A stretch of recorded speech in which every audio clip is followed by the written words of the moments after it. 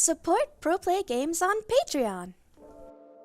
Hey guys, Adrian here for PPG, and just gonna be going over the top 5 decks going into the 2023 Nationals, and kind of like the choices that I've been considering to play, and some honorable mentions too.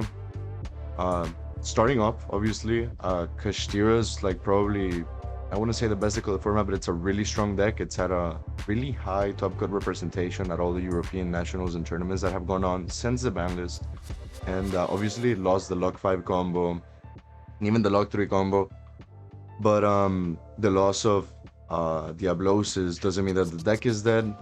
Yeah, it's a little bit more fragile, but a Rise Heart is still a really oppressive card, and there's not that many decks that can play around it or play through it, I guess I should say, not really play around it, which kind of like narrows down the meta a lot. And I feel like when a deck shapes the meta like that just because of one card, it means that it's a pretty strong deck, and it won, I believe, 2 out of the last 3 Nationals, the last one being won by a Dinka Boy with Labrynth, and the other 2 were won by Kashtira.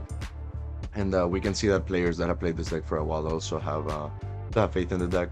I would consider only the pure version. For Nationals, the Raid Raptor version, although it has the novelty of like ending on the negate and I guess a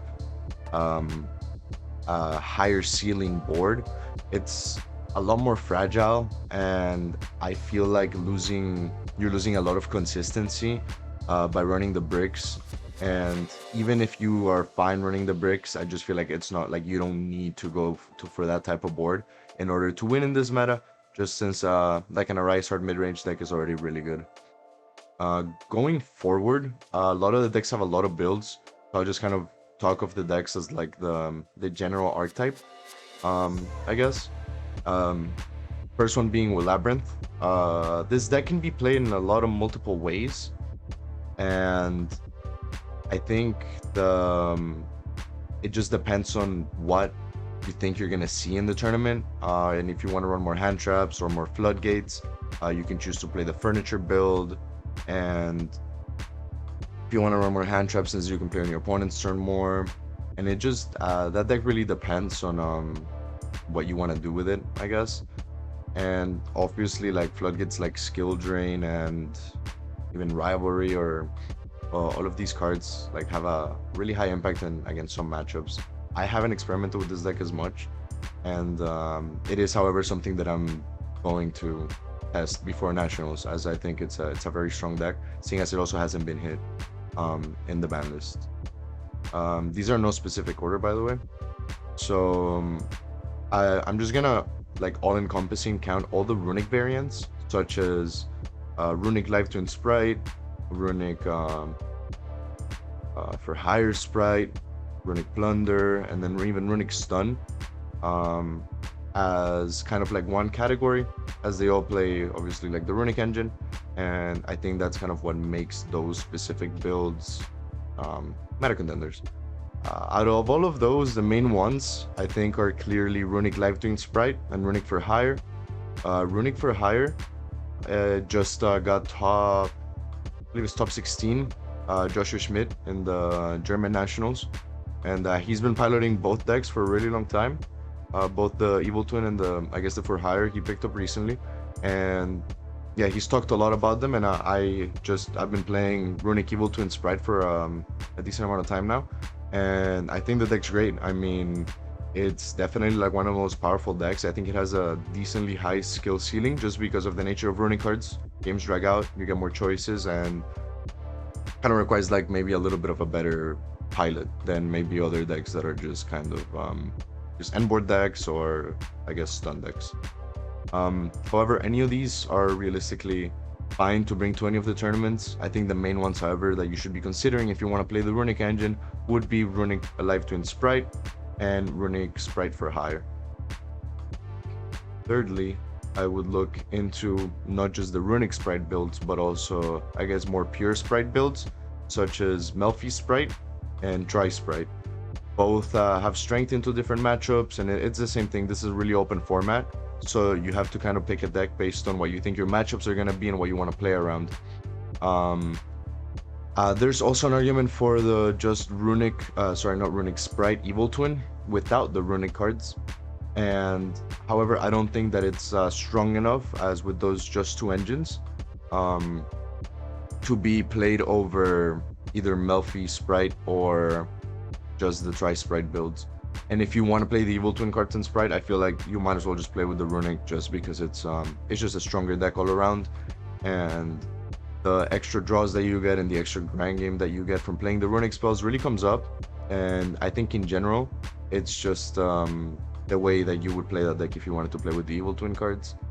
However, yeah, tri-Spright been a really strong deck for a decent amount of time now. Maybe not like a tier 1 deck, but it's definitely been a meta contender, and it's stopped a couple YCS in the past. And yeah, Melfi Spright same has been or it was, I guess, the primary Spright build up to this format where the Runick Spright builds kind of saw an uptick.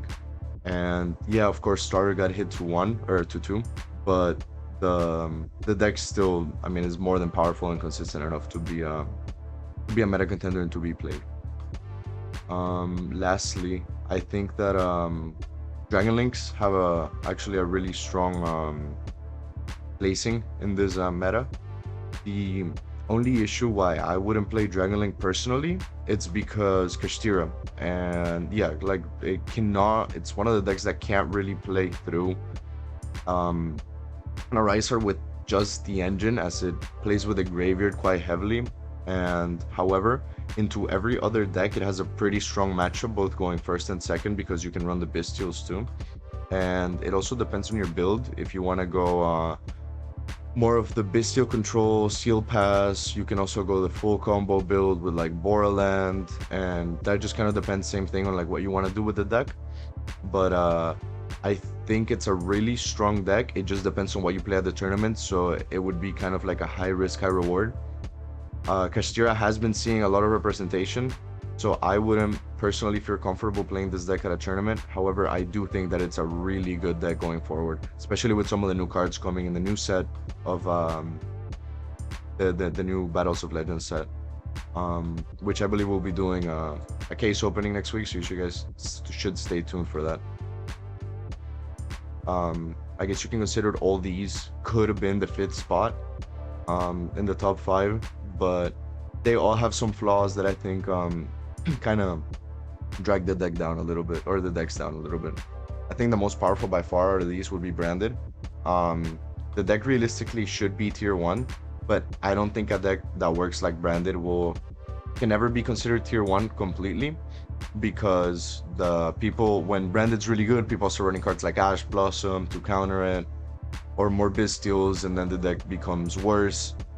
And then but then the cards to counter become worse, so then people stop running in, and it's just kind of like an up and down with Branded, where depending on the tournament and depending what you play against and what people are playing, it'll be either a really strong deck or I would say like a lower power deck, I guess. And it all depends on the format. Also, with the Branded matchup, obviously they lost the Puppet Lock combo, but they can still do it with the Sanctifier Dragon. And although it takes a little bit more investment into ending on that board, it is still very powerful into some decks now, since you can do it pretty much every turn until you end the game. Vanquish Soul is also a really cool deck this format. It's seen a lot of tops, I guess, and recently here in Florida, Nikolai from Solo Games also top 8'd the latest regional, piloting Vanquish Soul, and it's a strong deck, and it can play through a decent amount of things. I think the novelty of it is that people still aren't sure how to play around it or against that deck, since I can kind of play with the columns, so you can like exploit that. But if the deck ever picks up, I think, or finds like I guess people find like ways to counter it, or if they find the need to counter it, then it can see less play. But it's a really cool deck, and just the whole mechanic of how the monsters play, it's really interesting. However, unless there's something like really, I guess, a big innovation of the deck, I don't feel like it should be placed any higher. Then there's Pearly. Obviously, they limited one of the spells, but it's still really strong. I mean, Noir is a really annoying card to out. and I guess now there's a bigger argument to see if it can play as a go second deck, as some people have been saying. I still need to experiment more with the deck to, I guess, give you guys a more informed opinion, but I think the deck is still really strong. Mana Dome is also a deck that I think it's a really interesting spot, although it can be fragile sometimes. It can end on a really strong board that can be really annoying to out, and the follow-up's kind of nice. And obviously with the counter trap that you can choose to run, it just depends on what you want to do with the deck. But as a mid-range deck, it's really interesting, and I think the deck hasn't been solved, and I think it'll take someone come up with a really interesting combo or a cool end board, I guess, to take the deck over the edge and into top cut of a tournament. But yeah, guys, I think those are the main decks that you should be looking into going into the 2023 Nationals for Yu-Gi-Oh!